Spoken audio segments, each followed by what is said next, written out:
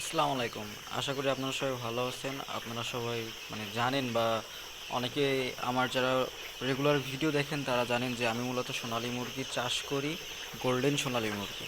কিন্তু বর্তমান সময়ে যে মুরগির বাজারে ধস নামিছে এই ধসটা আসলে মানা যায় না আমার না, এটা আসলে স্বাভাবিক, কারণ বর্তমান ধান কাটার সময়। আর এই সময় তো মুরগির স্বাভাবিকভাবেই তো দাম কম থাকবে, কারণ মানুষের কাছে তো টাকা নাই। যখন ধান কাটা শেষ হবে মানুষ ঘরে টাকা উঠাবে, শ্রমিকদের পারিশ্রমিক দেয়া হয়ে যাবে, জনের টাকা দেয়া হয়ে যাবে, তখন তাদের কাছে টাকা থাকবে, তখন তারা মুরগি গরু যে যা পারে তাই খাবে। হ্যাঁ, সেই সময় মুরগির আবার চাহিদা থাকবে, কেউ চিন্তা করার দরকার নাই কারো, মুরগির দাম আবার স্বাভাবিক পর্যায়ে যাবে। আজকে আপনারা যে মুরগিটা দেখতে পাচ্ছেন এটা হচ্ছে আপনার বয়সটা হচ্ছে 14 দিনের বয়স। অনেকের মনে হইতে পারে যে এটা হচ্ছে সোনালি গোল্ডেন, হাইব্রিড যেটা গোল্ডেন সোনালি। আসলে এটা গোল্ডেন সোনালি না, এটা হচ্ছে ক্লাসিকটা। এটা ক্লাসিক রিজনেবল প্রাইজে একটু ভাবলাম যে যেহেতু মুরগির দাম বেশি আর ক্লাসিক মুরগিটা এমনি কেজিতে 10-15 টাকা বেশি মানে পাওয়া যায়।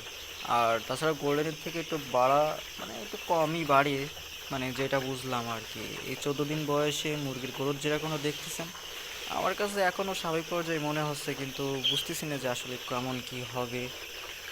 সেটাও নিয়ে দুশ্চিন্তায় আছি। আমি যখন বাচ্চা নিয়েছিলাম তখন বাচ্চার দাম ছিল 21 টাকা করে। অনেকের হয়তো বা অবাকও লাগতে পারে যে কী বলেন ভাই, 21 টাকা করে বাচ্চা নিছেন। আর তখন হচ্ছে গোল্ডেনের বাচ্চার দাম ছিল হচ্ছে 25 টাকা করে।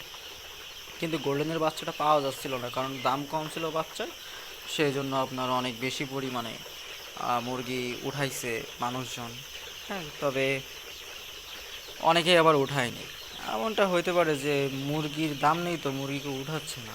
আর অনেক খামার আছে শাটডাউন হয়ে গেছে, যাদের ছোটো খামারই তারা সব শাটডাউন হয়ে গেছে, 300, 400, 700, 850 সব লসের কাতারে আছে।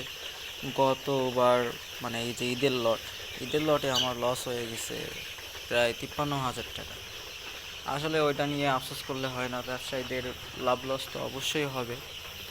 আর আপনারা যেভাবে যে যেমনটা ভাববেন যে আমি লস করছি আমি পিছায় যাব, তাহলে পিছায় যান, কোনো সমস্যা নাই। এটা আপনি পিছাই গেলে আরেকজন এগিয়ে যাবে, এটা স্বাভাবিকভাবে। আর আমার সেই ছোটো খামারই আছে, এখনও পর্যন্ত আর একটা খামার করব ইনশাল্লাহ, সেই চিন্তায় আছি। এখন দেখা যাক আল্লাহর রহমতে কী হয়। তবে এই খামার থেকে হিউজ পরিমাণ টাকা যেমন ইনকাম করছি সেরকম সীমিত পরিমাণ লসও আমার গেছে। সব আসলে আল্লাহ তাআলার ইচ্ছা। আপনারা সবাই ব্যবসা বাণিজ্য করেন, তবে যার যেটা সয় সে সেটা করেন। আমি বারবারই একটা কথা বলি, যার যেটা সবে সে সেটা করেন। কারো দোকানের সাথে সে দোকান করেন, খাবারের দিকে আসার দরকার নেই। জীবন নিয়ে ব্যবসা অনেক প্যারা আছে এর ভিতরে। আচ্ছা, ভিডিওটা যদি ভালো লেগে থাকে তাহলে অবশ্যই চ্যানেলটা সাবস্ক্রাইব করবেন আশা করি। আর আল্লাহ হাফেজ, আসসালামু আলাইকুম, বাই বাই।